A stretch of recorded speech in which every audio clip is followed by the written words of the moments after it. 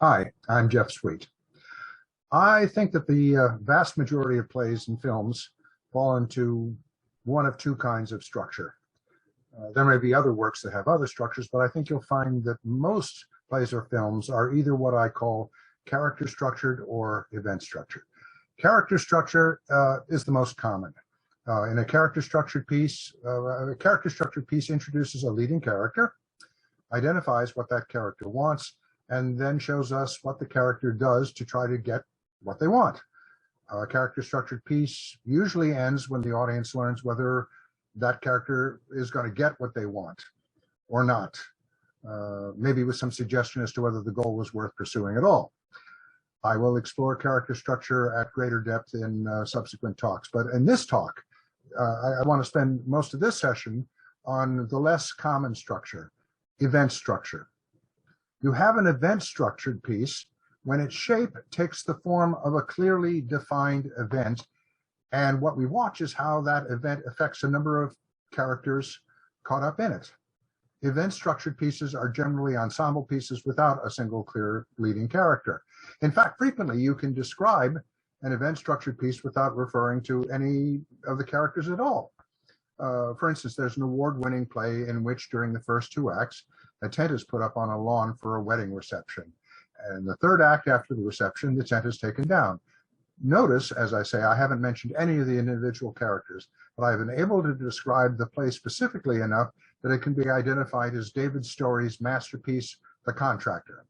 Of course, there are indeed characters in the play. We meet the workers, we meet the boss, we meet the various different classes involved in the wedding. The bride's family is working class, the groom's is from a more affluent background. But the event that gives the play its shape is the raising and lowering of the tent, which is why I say that that play has an event structure. Okay, I'm thinking of a musical now that's about an audition. We watch a group of dancers make cases for being hired, and at the end we discover who gets the job. A chorus line. The shape of a chorus line is that audition. Again, I've been able to describe the show without mentioning any of the individual characters. That's an event-structured musical. More recently, Tracy Letts's play The Minutes borrows its shape from a town council meeting of a small city named Big Cherry.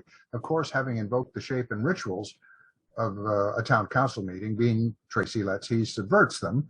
But I'll talk about the fun of violating rituals and conventions in a later talk. But to remake my point, though there are vividly drawn characters in The Minutes, they are all seen within the frame of how they interact during that meeting. Courtroom dramas are also usually event structured. They take their shape from courtroom proceedings we're familiar with from decades of watching TV and movies. And courtroom proceedings are natural for drama. I mean, the exposition is built into the very structure of the proceedings, and the action usually moves to the point at which a verdict is rendered. There's a whole genre of films that can be described as event-structured films. Disaster movies. A skyscraper catches fire, the fire gets put out. By the end, we learn how this affects the characters played by the various movie stars, which one survived, which one are toast. But we really don't remember the characters when we think of the movie. What we remember is that there's a building in peril, and the building finally is saved, the Towering Inferno. So just to repeat myself, both plays and movies can be event structured. But here's where some of the fun comes in. So can individual scenes. For instance, Galileo by Brecht, it's a character structured play. It follows a central character who's trying to achieve something, and it moves to the point at which we discover whether or not he's able to achieve what he wishes to achieve. But within this character structured play, there is a famous event structured scene. In this scene, we are introduced to a schlumpy guy in his underwear. And he's talking with an associate about what are we going to do with this guy, Galileo? And as Schlumpy talks, a series of people come in and start putting layers of clothing onto him. As more and more innate layers are added, we begin to figure out that this guy's some kind of a big deal. The scene ends as they put that final big hat onto his head, and we realize that Schlumpy is, in fact, the Pope. The scene has been called the robing scene, and it lasts the time it takes to dress the Pope. Similarly, in Cyrano de Bergerac, in the first act, Cyrano announces a duel with a challenger will last as long as it takes him to recite an improvised poem. The poem is a ballade, which is to say that it has a fixed structure. So the length of the duel is determined not by Cyrano's skill with the blade, but by his determination to recite the complete poem. And indeed, when he gets to the end of the poem, he wins the duel. The recitation is the event that gives shape to that sequence.